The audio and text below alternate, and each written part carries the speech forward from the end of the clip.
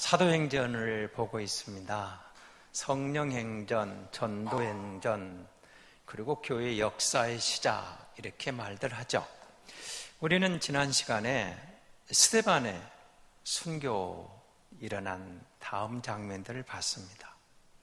복음이 전해지고 스데반은 7지사의 한 사람으로 택함을 받고, 그리고 그 복음을 전하다가 순교자가 됩니다.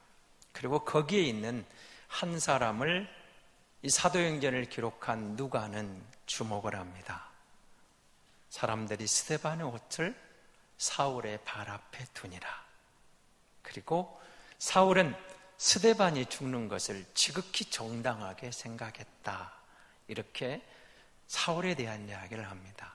오늘 9장 사건은 사실은 여러분이 전체를 읽어보시면 스데반의 순교 이후에 복음이 전해지는 가운데 극한 핍박, 박해가 오는데, 그 중에 박해자의 우두머리라 할 수 있는 사울이 예수 그리스도를 만나고 개종하는 사건을 우리에게 소개하고 있습니다. 사실 오늘 본문 9장을 가지고 두세 번 설교를 하려다가 전체 내용을 몰아때려서 한 번에 설교를 하려고 합니다. 스데반이 죽었습니다. 그리고 예루살렘에는 심한 박해가 시작되었습니다. 더 어려워졌습니다. 그리고 사도들을 제외하고 모든 제자들이 뿔뿔이 흩어졌습니다. 그리고 사울은 더 신이 나서 대제사장에게 공인 증명서를 가지고 다메섹을 향합니다. 목적이 분명합니다. 예수 믿는 사람들을 잡아오려고, 잡아 죽이려고. 여러분, 사울이 가는 걸음을 교회를 진멸할세, 잔멸할세, 이런 표현이 나와죠. 오늘 본문은 앞에 보시면 멸할세 그리 되어 있거든요. 그리 되어 있는데 이 헬라어 원어를 보시면 아주 재미있는 의미가 있습니다. 잔멸한다, 진멸한다, 그 의미가 이렇게 소개를 돼요. 멧돼지가 그 당시 포도밭에 들어가서 포도원을 갖다가 쑥대밭을 만들어버린 상황, 이렇게 표현을 합니다. 그럼 지금처럼 여러분 포도밭이 막 이렇게 올라가서 되는 게 아니고 땅바닥에 키워가는 포도나무인데 멧돼지가 그 포도원에 들어왔어요. 무슨 일이 일어났겠습니까? 끝장난 겁니다. 그의 과수원 농사는 망하는 거예요. 잔멸했다, 진멸했다, 끝났다, 그겁니다. 사울은 대제사장에게 위임을 받아서 예수 믿는 모든 사람들을 잔멸하려고, 진멸하려고, 끝장내려고 위임장을 받아가지고 다메섹을 향합니다. 그것이 옳은 줄 알았어요. 그것이 하나님을 이해한 줄 알았어요. 그런데 그가 정말 혈기왕성하게, 기세등등하게 대제사장의 임장이 있는 거야. 너희는 이거면 돼. 누구도 내 앞을 가로막을 수 없어. 다메섹을 그들을 잡으러 가는데 주님이 그를 만나주십니다. 사울아, 사울아, 네가 어찌하여 나를 박해하느냐. 사울이 묻죠. 누구십니까? 나는 네가 박해하는 예수다. 네가 나를 박해하는 것은 마치 가시떨기를 뒷발질하는 것과 같다. 그리고 사울은 3일 동안 눈을 뜰 수가 없었어요. 음식을 먹지를 못합니다. 먹지도 않고 마실 수도 없고. 그런데 성령이 그를, 아나니아를 보내서 그의 눈이 떠지게 하고, 오늘 본문은 그렇게 시작하죠. 먹으니까 무슨 일이 일어났다고요? 음식을 먹음에 강건하여지니라. 그런데 말입니다, 여러분, 이 사울이 그 다메섹에서 제자들하고 며칠 동안 머물러 있으면서 20절은 뭐라고 하죠? 즉시로 각해당에서 예수가 하나님의 아들이심을 전파했다, 이렇게 우리에게 증거하고 있습니다. 이 사울이 지금 여기 온 목적이 뭐죠? 담액색 옷 목적이 뭐예요?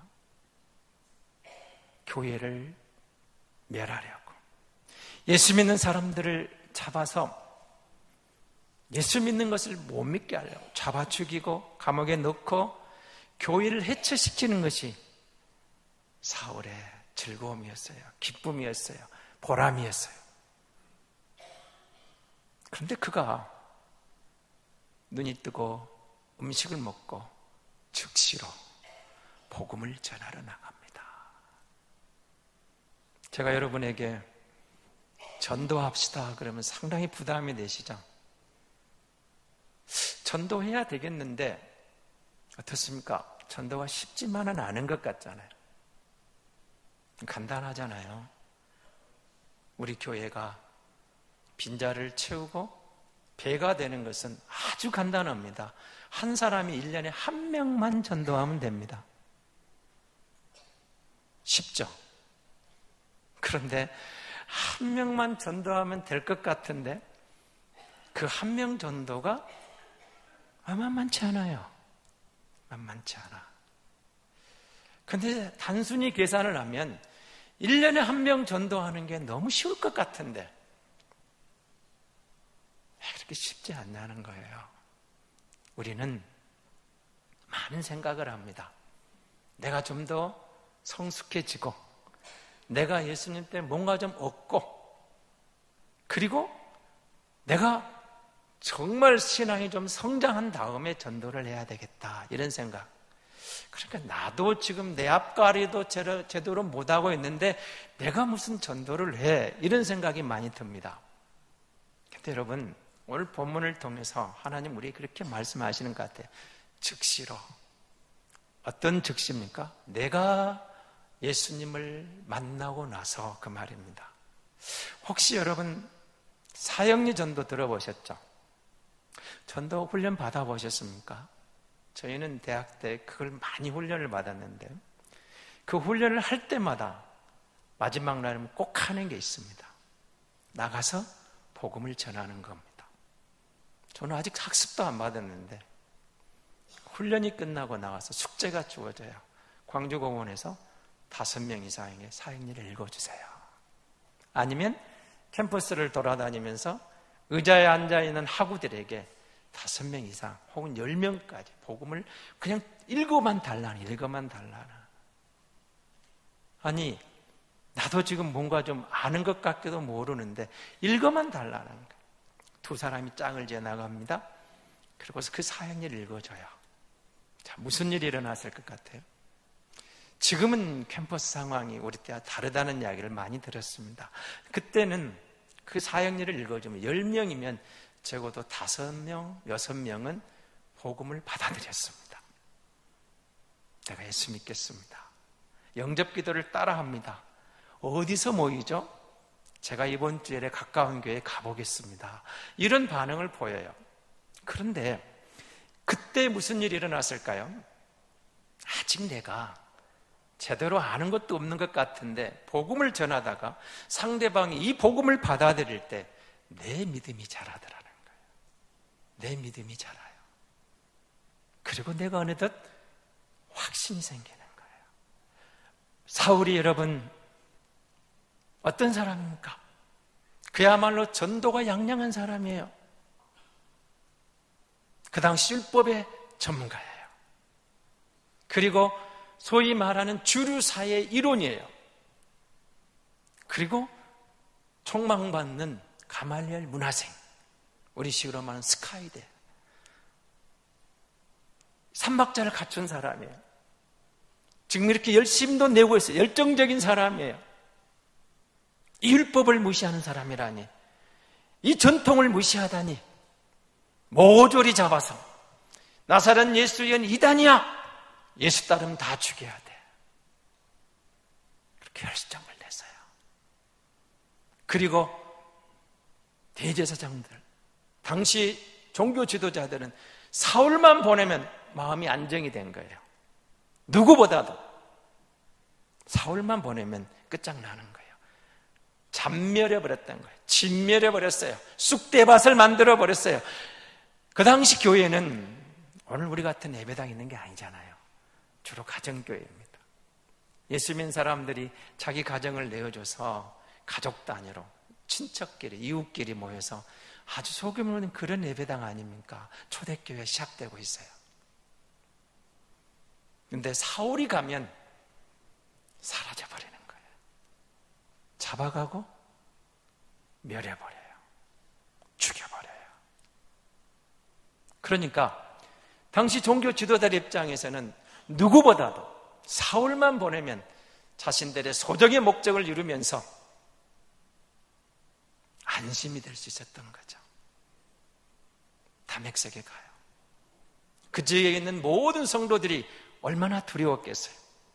그 소식을 들으면서 예루살렘에서 도망와서 겨우 이곳에서 뭔가 자리 좀 잡아보려고 하는데 사울이 온다는 거야. 사울이. 이 사울이 누구예요?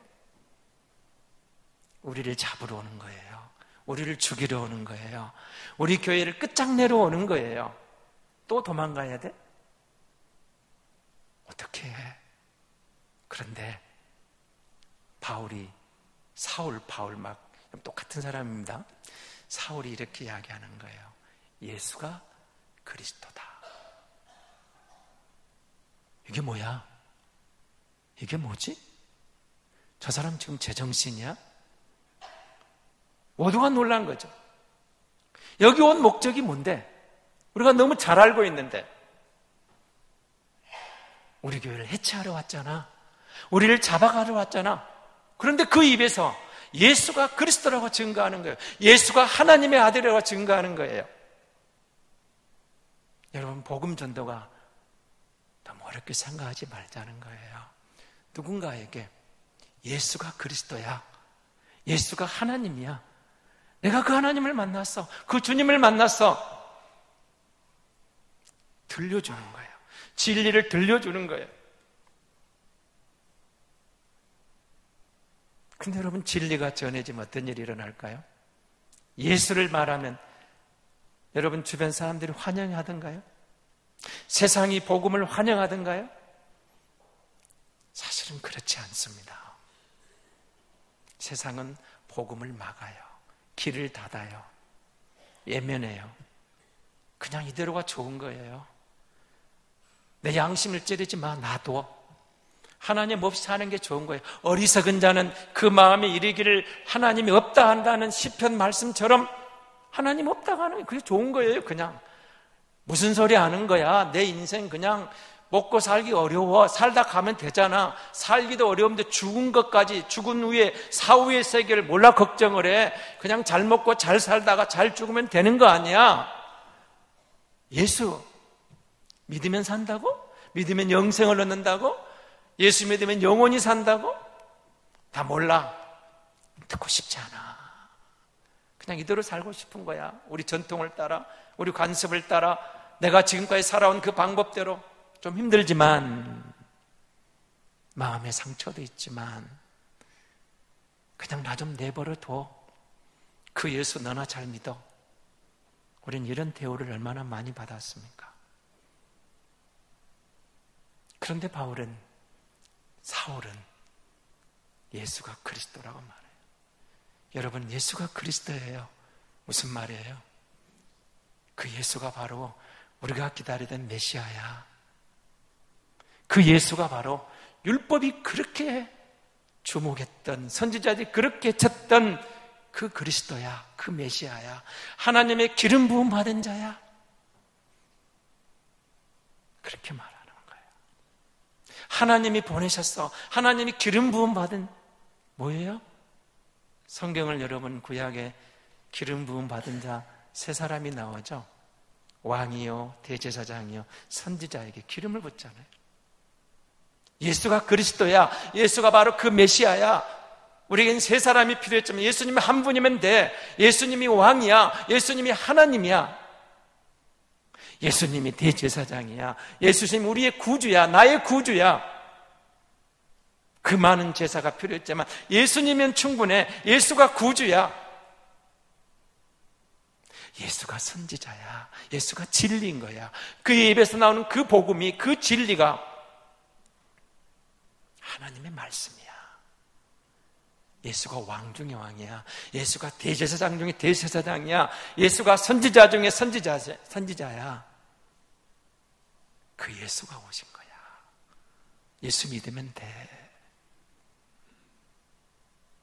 여러분, 전도는 예수를 말하는 거예요. 예수가 누군가. 우리 신앙은 이 예수를 알고 예수를 믿는 거예요. 내가 믿는 거예요. 나의 왕, 나의 주, 나의 진리, 선지자입니다. 하나님이 내게 보내셨습니다. 세상을 구원하러 오신 그분인데 내가 그분을 만나니까, 내가 그분을 만나고 보니까 내 인생이 달라지기 시작한 거예요.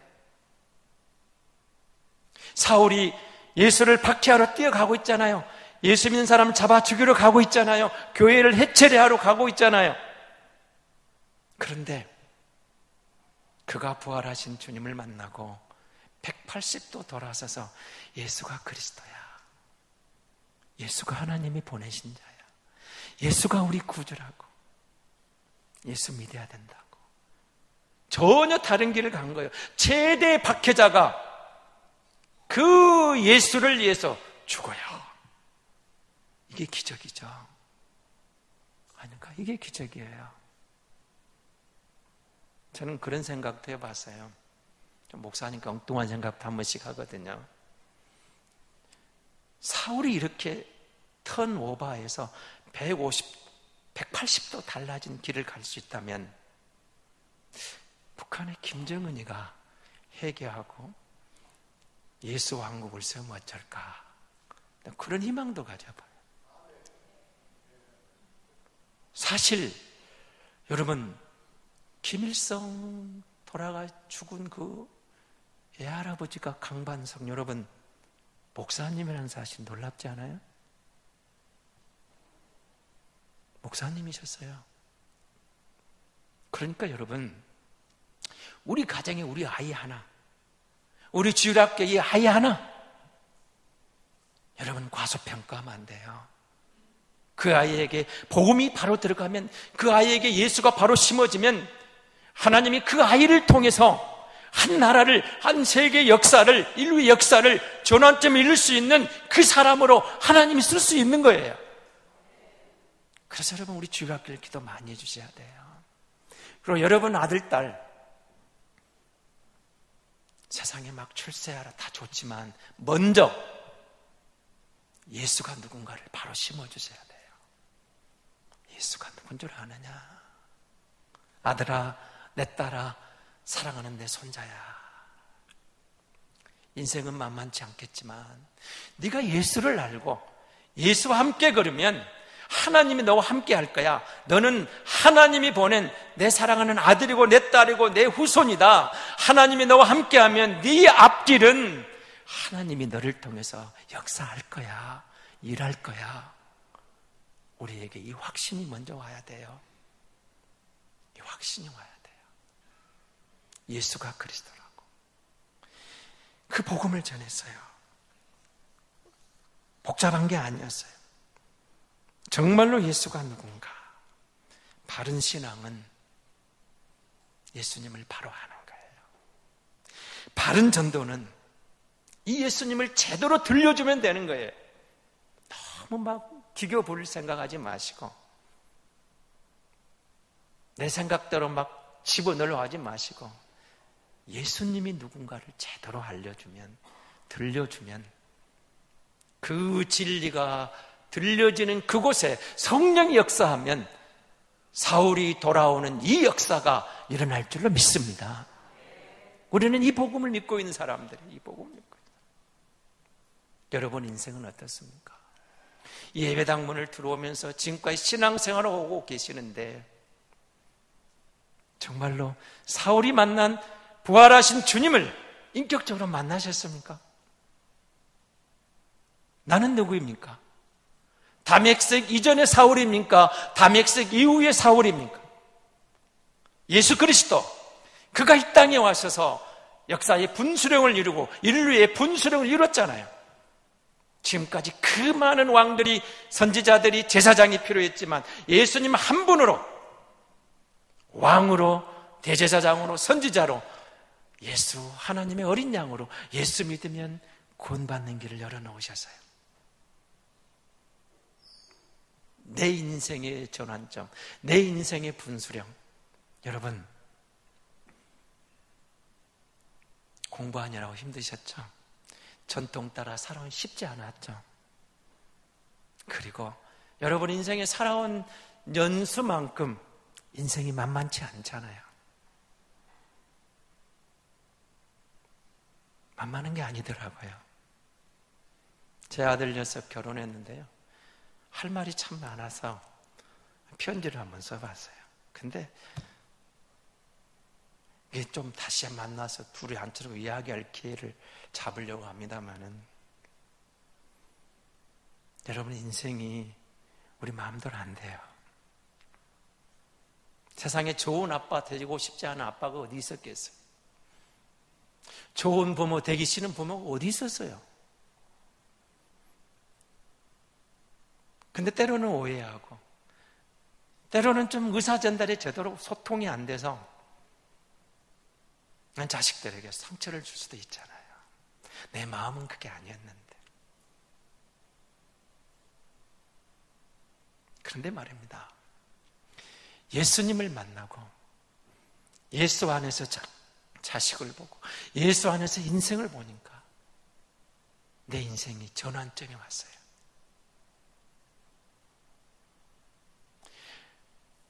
부활하신 주님이 사울을 만나주시다. 그 주님을 만나고 보니까 부활의 소망이 생기고, 예수님이면 내 인생은 된 거야. 주님과 함께라면 걱정하지 않아도 돼. 이 정도도 충분해. 남보다 많이 가진 거 없는 것 같아도, 뭔가 좀 떨어진 것 같아도, 뭔가 부족한 것 같아도 예수님이면 충분해. 정말 그분을 알고 보니까 세상을 보는 눈이 달라졌거든요. 달라졌어요. 지난번에 제 친구 녀석이요, 부부교사거든요. 오랜만에 절친이어서 만나서 이야기를 하는데 이런 말을 하더라고요. 이제 그만 은퇴를 하고 싶은데, 그 퇴직금이 얼마인데 내가 물어봤더니 한 700 조금 넘어 그래요. 둘이 부부라고. 그럼 저한테 물어봐요. 너는 얼마야? 그래서 난 그런 거 없어.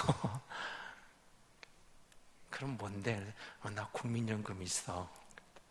얼마 봐도 내가 강도사업 때 열심히 넣었는데 43만 원 준대. 그 녀석이 나를 이상하게 쳐다봐요. 어떻게 살래? 그래서 나 예수 믿잖아. 근데 성도 여러분, 솔직히요, 내가 그 친구만큼 노년을 준비한 거 없지만 나는 그 친구가 부럽기보다 나는 내가 주님과 걸어온 이 인생이, 그리고 앞으로 걸어갈 내 삶이, 나는 후회한 적이 없습니다. 주님이 내 인생의 전환점이 되고, 내가 주님을 위해 뭔가 할 수 있다는 것이, 주님, 내가 주님 앞에 누구입니까? 내가 마른 막대기입니다. 주님, 내가 주님 앞에 누구입니까? 부직갱이 같은 인생입니다. 주님, 내가 주님 앞에 누구입니까? 지렁이 같은 너 야고바의 지렁이 같은 한 목사입니다. 그런데 마른 막대기에 불과한 나를, 부직갱이 같은 내 인생을 주님이 나를 붙잡고 가신다는, 하나님, 그것이면 충분합니다. 그것이면 됐습니다. 주께서 쓰시겠다면, 주께서 필요로 하신다면, 주님이 원하신다면 그것이면 충분합니다. 내게는 그보다 더 귀한 게 없습니다. 사울이 부활하신 주님을 만나고, 여러분, 그리스도인이 되었어요. 놀랍지 않아요? 예수 믿는 사람들이라면 그렇게 미워하고 그렇게 잡아주고 그렇게 핍박하던 그가 그리스도인이 되었어요. 사울이 전도자가 되었어요. 예수가 그리스도야. 예수를 위해 살아요. 그렇게 어떻게 하든 그가 그 예수 때문에 순교자가 돼요. 이렇게 인생이 달라질 수 있습니까? 사울 인생의 전환점을 이뤘어요. 하나님 우리에게 말씀하시는 거예요.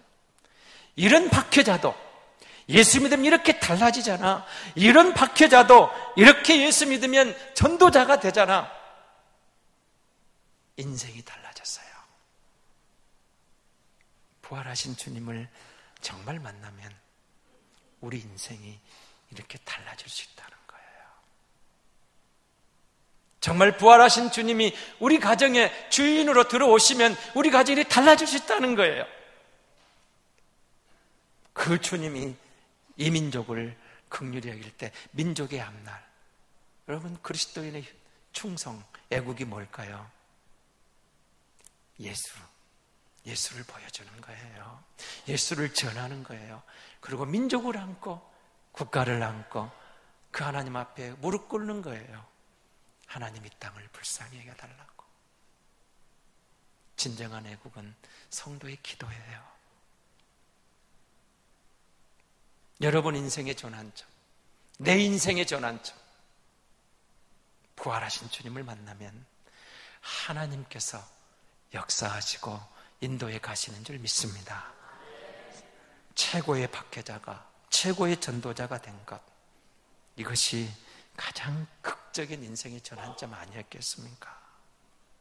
사랑하는 성도 여러분, 모두가 힘들다는 이때에도 정말 주님이 나와 함께하고 있다면 우리의 내일은 그 주님이 반드시 책임지시고 인도에 가셔서 가장 우리를 영광스럽게 하실 줄 믿습니다.